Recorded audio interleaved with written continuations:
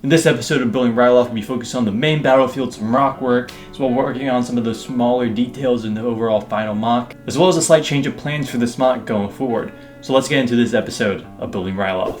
So starting off this episode, I did end up getting in a bricklink order, allowing me to finish off this entire bridge emitter area.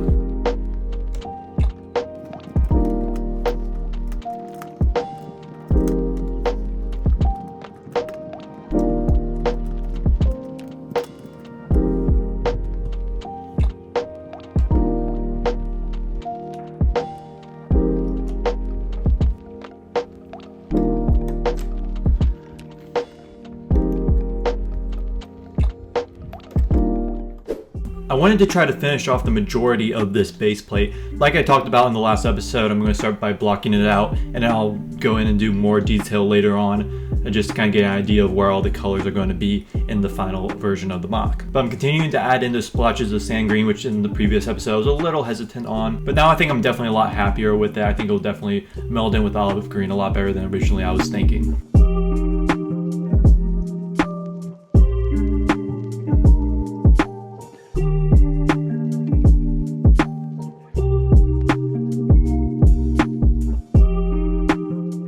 This is probably going to end up changing up a bit. Like, this area is definitely going to change a lot. I'm not really happy with that. I don't have the parts yet to finish up this rock wall over here, so I'm going to just keep working on the terrain, just going outwards. I was trying to think about exactly how I want to terraform this.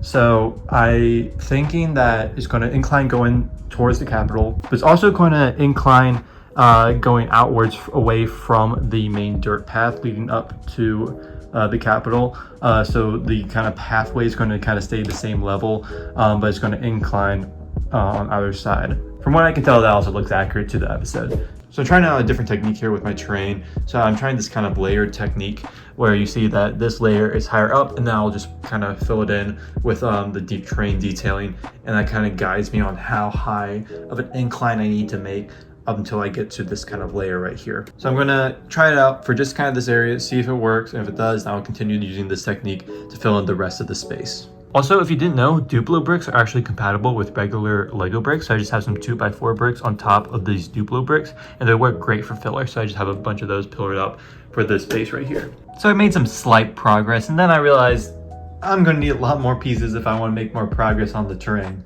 So I kind of ended up coming up with a bit of a plan, and that plan is that I want to try to basically block out the entirety of the terrain, making use of kind of the same layering technique that I mentioned about, and I want to block out the entire thing.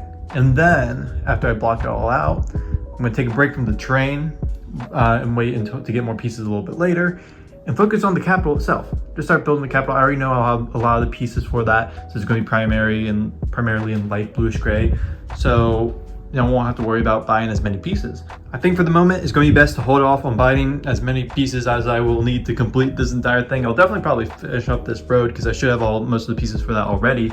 But for all the terrain with the olive green and sand green, I think I'm probably going to wait on that, block it out, work on the capital, and then buy some parts, finish that up, then go back to working on the capital. It'll also be a nice way to kind of just change things up so I won't get burnt out on like one specific part of the build. Speaking of which, I took a little break and worked on this little explosion right here. I'm really happy with this. I'm basically making use of this little technique right here, making use of this bush.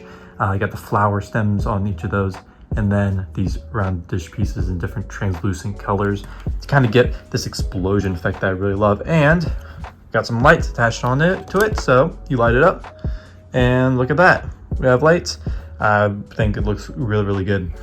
So this plan is to have this kind of being blasted by the AAT over there, and then he will have the trooper kind of just flying off of it. You have a little some of the debris kind of attached to these bars, and I tried to kind of get some implied movement with this. That was kind of the plan for this explosion. So we have all these kind of bars and antennas going off in one direction because the plan is for the the laser to kind of come from this angle and then blast away the debris and the pilot over there. But got in a bunch more of these 1x2 curved slopes in olive green, which means it's time to finish up this side of the mountain.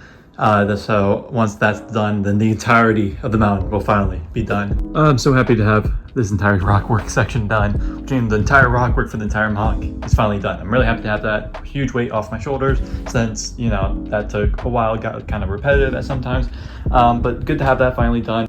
I did have to salvage some 1x1 and 1x2 plates. I took them off over here. You can see where I had to salvage them. I did end up running out of those. I'll order some more in the future. But now that I have that done, it's finally time to start blocking out the entirety of the battlefield. So here I'm just kind of blocking out the terrain, the exact levels that's going to be. I'm making use of a lot of larger plates. I also have a lot of larger bricks I do want to make use of, although I don't use any in this time lapse. And then for the kind of pillar design underneath to make it structurally stable, I'm actually using a lot of large kind of windows and door frames, as well as a lot of larger panels, because there's a lot of those I'm just not going to use elsewhere in the entire market. They're large pieces, so I can easily get a lot of height. So I'm just using a lot of those kind of save on filler brick.